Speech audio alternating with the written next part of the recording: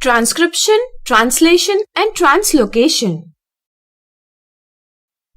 Proteins are needed for carrying out various body processes. Here in this video, we will understand the process of protein synthesis, which involve transcription, translation, and translocation. Ideally speaking, proteins are synthesized in the cell of the body. The information needed for protein synthesis is present in the deoxyribonucleic acid or DNA of the cell. It is located inside the nucleus. However, the actual process of protein synthesis takes place outside the nucleus. The information from the DNA is transcribed or copied to messenger ribonucleic acid, a molecule similar to DNA but with single strand. It in turn transports this information to ribosomes. The ribosomes and transfer ribonucleic acid use this information to produce the proteins. This basic flow of information from DNA to RNA and to ribosomes is called the central dogma in science.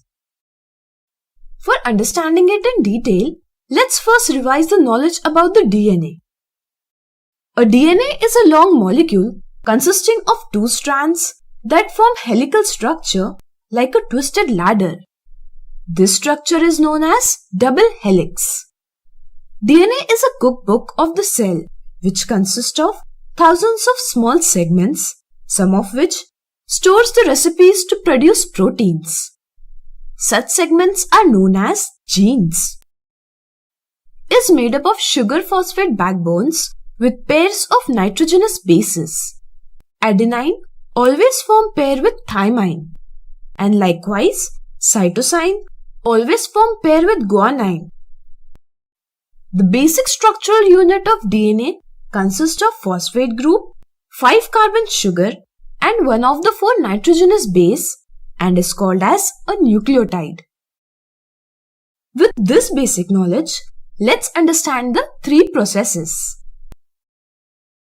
Initially, an enzyme called RNA polymerase acts on DNA and unwind it from the starting sequence to be transcribed or simply copied. The enzyme takes only one strand as template and produces its complementary strand. The unusual thing here is the formation of base uracil instead of thymine. It happens because formation of uracil is energetically less expensive. The most important thing is information remains same even if the format is changed. It is just like noting down the recipe from cookbook in your own words. The information is same, but the format is different. Once the transcription process is completed, the DNA strands rejoins and the mRNA is transported outside the nucleus into the cytoplasm. The ribosomes gather around the mRNA and here starts the process of translation. Understand it like producing the food from the recipe. The 3 nucleotides on mRNA forms a code for an amino acid. These are called triplet codon. Amino acids are the basic building block of proteins. For every triplet codon, there is transfer RNA or tRNA carrying an amino acid. The sequence on tRNA is called anticodon. Inside the ribosome, the start codon is recognized. A tRNA having anticodon with complementary sequence attaches to it. Likewise, the next tRNA attaches to next triplet codon. The ribosomal ribonucleic acid or rRNA present in ribosome binds the amino acid brought by the 2 tRNAs with peptide bonds. Once the bonding is done, the tRNA corresponding to first codon transfers amino acid to tRNA corresponding to next codon.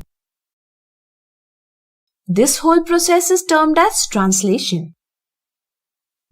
The ribosome moves in forward direction on mRNA by a distance of 1 triplet codon so as to repeat the translation.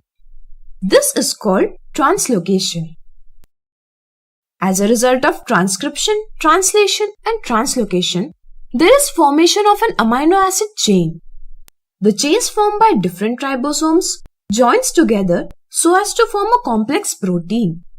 Together, these processes can be termed as gene expression. The familiar example is transfer of characters from parent to child. Sometimes, sudden changes occurs in gene. Sometimes, any nucleotide changes its position. It causes a change in the organism's character. This is called mutation. I hope you have understood the concept of transcription, translation and translocation very well. Thanks for watching this video.